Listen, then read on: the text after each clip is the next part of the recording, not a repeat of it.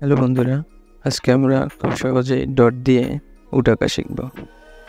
প্রথমে 3টি করে এক লাইনে ডট দিয়ে 3টি লাইন আঁকবো। মাঝখানে ডটের উপর দিয়ে একটি গোল এঁকে তার উপরে বাঁকা করে নেব।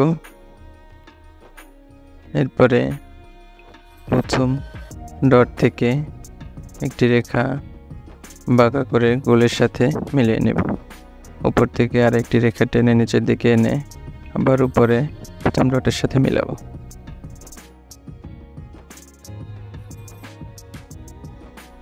আর গোল থেকে একটি রেখা একটু বাঁকা করে ডটের সাথে মিলিয়ে নিচে টেনে এনে উটটির লেজ এঁকে নেব।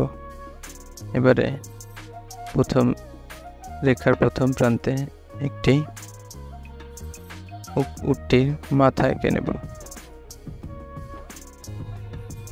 মাথার ভিতরে একটি চোখ দিব। এরপরে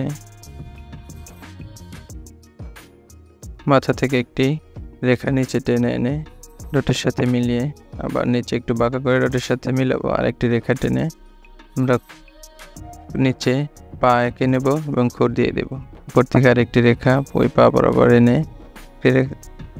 একটি খুর দিয়ে দেব। উপরে সামনের পা থেকে একটি রেখা বাঁকা করে ডটের সাথে মিলিয়ে উপরে নেব। লেজ থেকে আরেকটি রেখা ডটের সাথে মিলিয়ে নিচে টেনে আনবো। সামনে থেকে আরেকটি রেখা নিচে টেনে এনে খুর দিয়ে দ্বিতীয় পা আঁকবো, পিছনের পা আঁকবো। আর দুটি রেখা দিয়ে পিছনের অন্য পাটি এঁকে নিব। এবারে আমরা খুরগুলোতে কালো রং করে নেব। লেজেও কালো রং করব।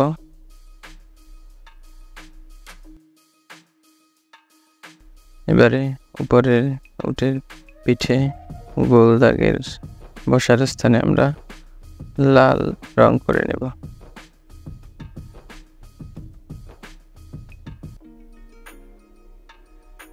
এভাবে আমরা খুব সহজে একটি উট আঁকতে পারলাম।